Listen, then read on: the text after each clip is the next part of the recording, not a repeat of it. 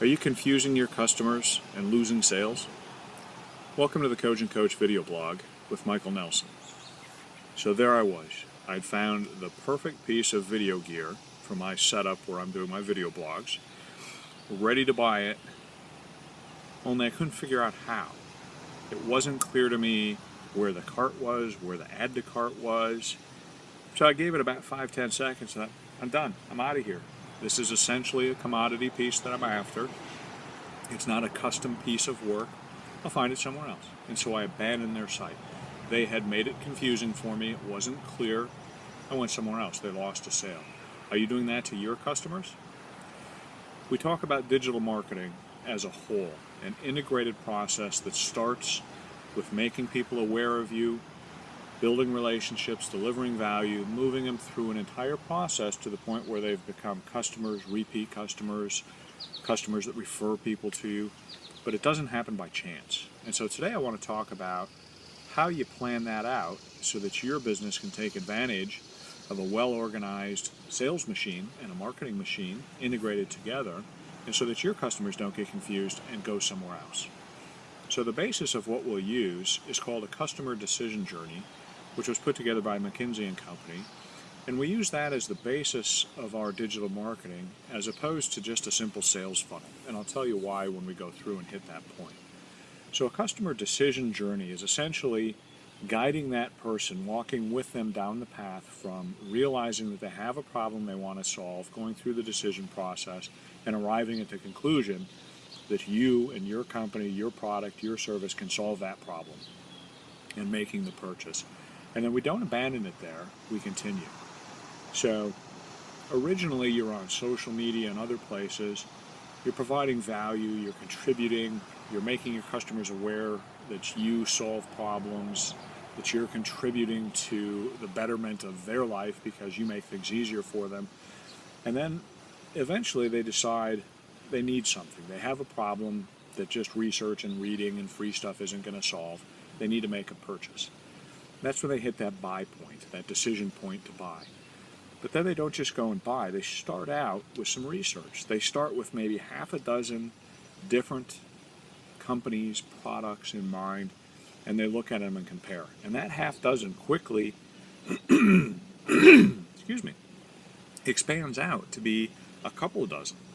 So it starts kind of narrow and then it expands, and then just as quickly it contracts back down to the few that they're going to compare against each other and eventually make a purchase if they do. And what we want to do is make sure that your company, your product, is in their decision-making process and stays in it until the end when they actually purchase from you. Then when they make that purchase, you want to stay with them as they experience the product or service. You want to reach out and stay in touch. What made them buy? How are they doing? How's it going? Those types of things. To the point where they become your advocate. They provide testimonials. They're telling their friends, etc.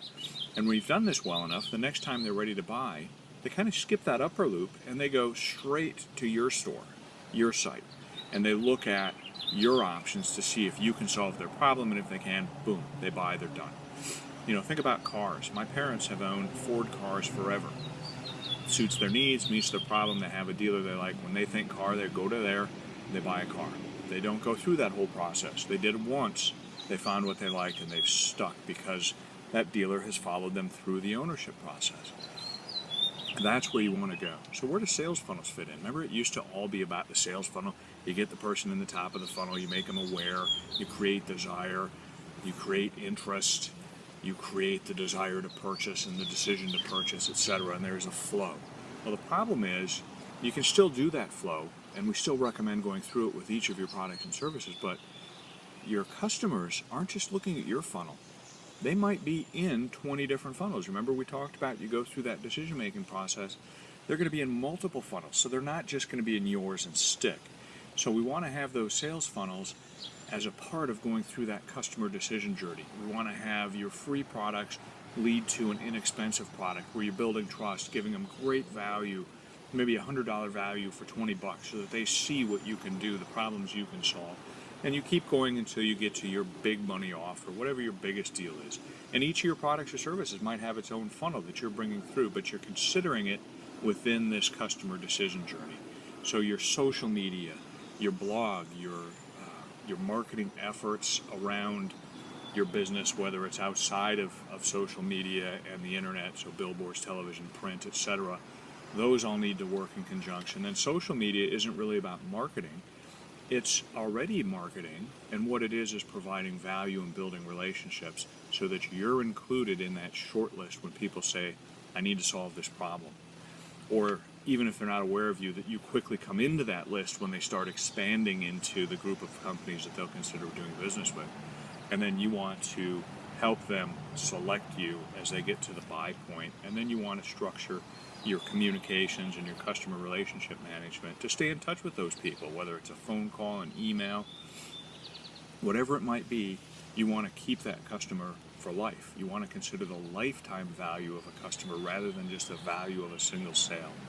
And the way to do it is use this context that we've talked about. Make it really clear and easy for your customers and your prospects to understand the value you bring to them, the problem you solve for them, because they're not buying something, they're buying a solution to a problem that they have. And you want to make it all clear and easy for them. You want to answer their questions for them before they've asked, that they look at it and go, yes, I get it, this solves what I need, I'm going to go down this path.